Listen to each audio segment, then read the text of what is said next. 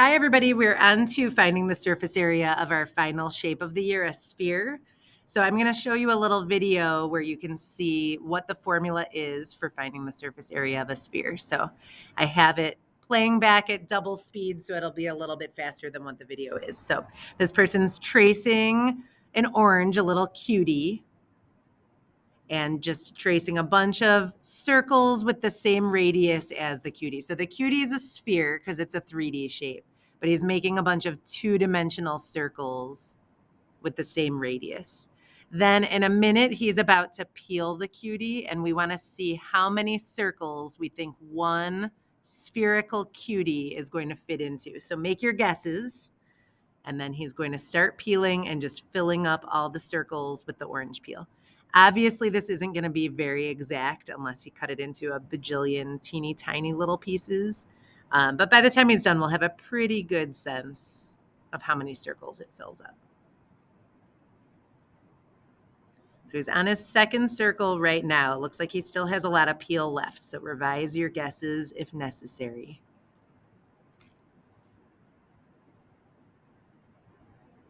That's the third circle. Is there enough left for another circle?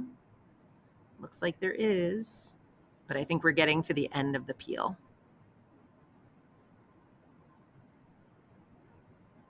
So look at that. It's not an exact science by any means, but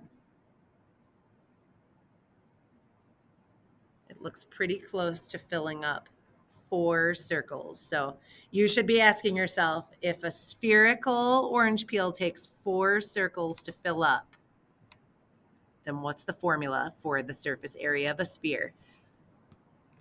So total surface area for a sphere is the same thing as the area of 4 circles, 4 radius squared pi. The good news is we're pretty good at all the RDCA stuff. So if you can do RDCA, you can find the surface area of a sphere because it's just 4 circles put together. So the first problem says the radius is 12. So that makes the diameter 24. Circumference is 24 pi. And then go back to the radius and do radius squared pi. 12 squared pi. So the total surface area is just 4 of those 144 pi circles. So let me grab my calculator. 4 times 144, I'm going to leave out the pi, is 576. Put the pi back on, centimeters squared. So if you can do a circle, then you can do 4 circles, so you can do a sphere. All right, let's try another one. R, D, C, A. This time, if it's 30 centimeters tall, that's the diameter. So the radius is half of that. The circumference is 30 pi, and then go back to the radius and do radius squared pi. So the total surface area is just 4 times the area of one of the circles. So grab your calculator. 4 times 225. And then I'm going to put the pi back on, 900 pi centimeters squared.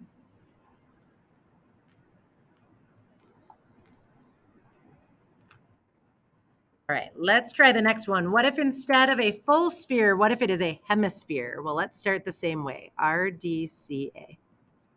Radius is 9, so diameter is 18, so circumference is 18 pi.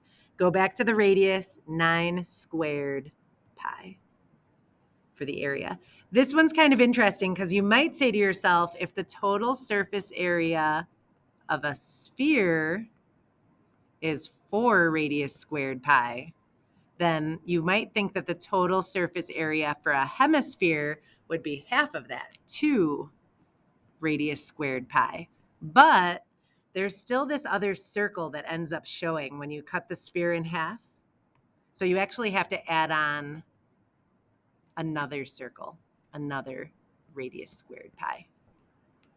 So we end up with 81 pi times 2 plus another 81 pi. So it really kind of ends up being like 81 pi times 3. So let's do that in our calculator. 81 times 3 is 243. Put the pi back on, units squared. All right, I have one more to show you. This one's a composite shape, and it's a little bit trickier because we put it in a 30, 60, 90 triangle, and we gave you the long leg, which is the root 3 side. So to get the short leg, which is the radius, you need to divide by root 3.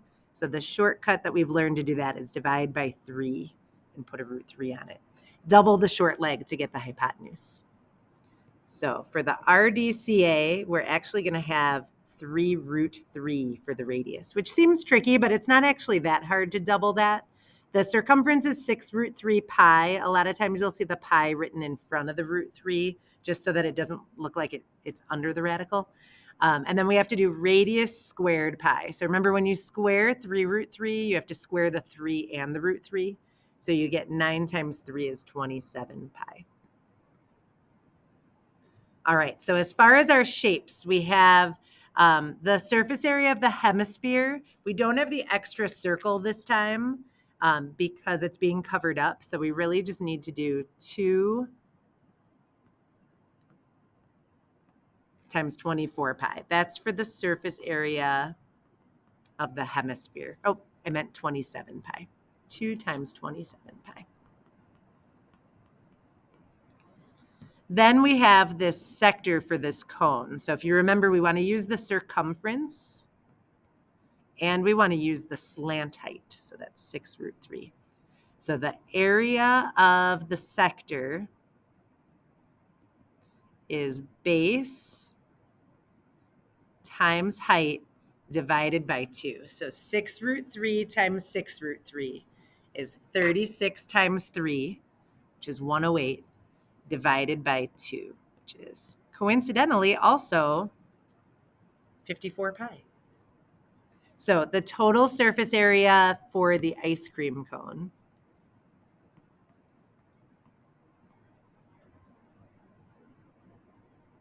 is 54 pi plus 54 pi for a grand total of 108 pi